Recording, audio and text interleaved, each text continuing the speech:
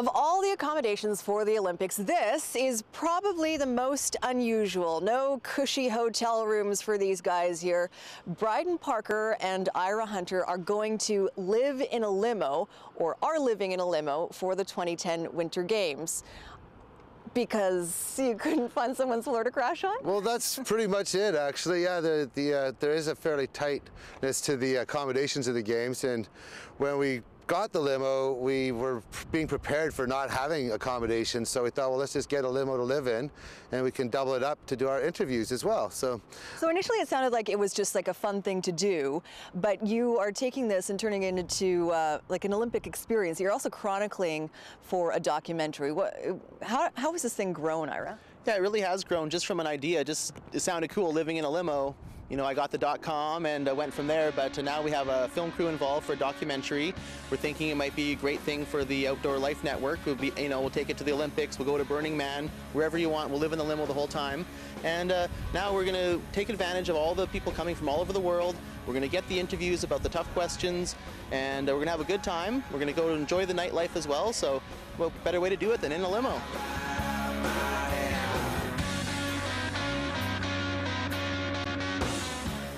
All right, well, show me the limo, and then we'll find out a little bit more about the project. How are you actually going to physically live in a limo for 2 weeks? Let's take a look at this thing. I think, was our mantra. We're going to be living and sleeping in here, yep, as well as conducting our interviews. And it's your studio. It's our studio, yes. It's our studio on wheels. What are the sleeping arrangements in here? Well, we thought we might just draw a line right down the center, and that would be our side, and this will be my side. But we have some extra cushions we've got that we're going to put in here that sit in the trunk. Whoop. Okay, so we have a little barbecue here that we just sort of set up for you, which we're going to take off with us. There's a couple steaks and steak sandwiches there, and we'll find a table to go out, and we put a little toilet in the back here so that in case nature does call, we may have to use that at some locations. Just a limo, boys. Never meaning no harm. Just a living in the limo, boys. Yeehaw! So the other thing you guys have going on here is an Xbox and a TV. You've got some sort of hockey tournament? Yeah, it's an Xbox 360.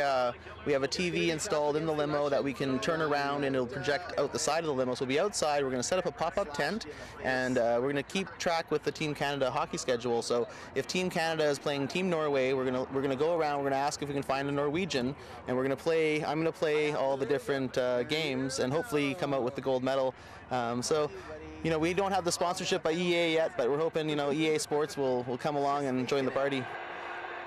Some of the people in Vancouver that aren't going to be using their tickets have been contacting us live on our website to offer their tickets to us because they want to see us go to these games. So I thought, well, that's what we're going to do. You guys are also doing a documentary, and that's why, of course, we've got him shooting this as well.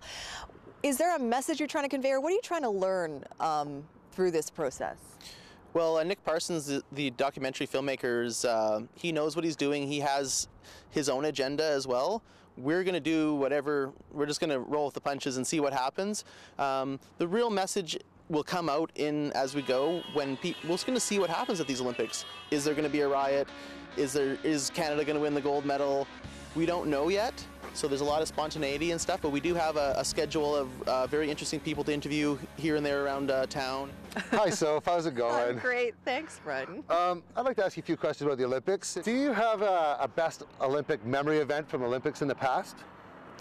Well, I've never attended an Olympic Games before, but I think as a kid, one of the games that did stick out for me was when Lori Fung won a gymnastics medal in I think it was LA in '84.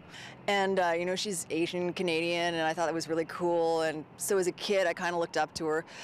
So other Olympic memories, I remember Lillehammer. I remember thinking that Lillehammer looked like a really neat place. I don't know. I think that my Olympic memories are going to come from this Games, from 2010. Here's a blanket. We plan to live up at, wake up and go snowboarding at 3 in the morning if we want to, because the mountains are open 24 hours. So we're just gonna have a good time and hopefully capture, the essence of the event with all the people from all over the world there. So once in a lifetime opportunity. Good night. Night, guys.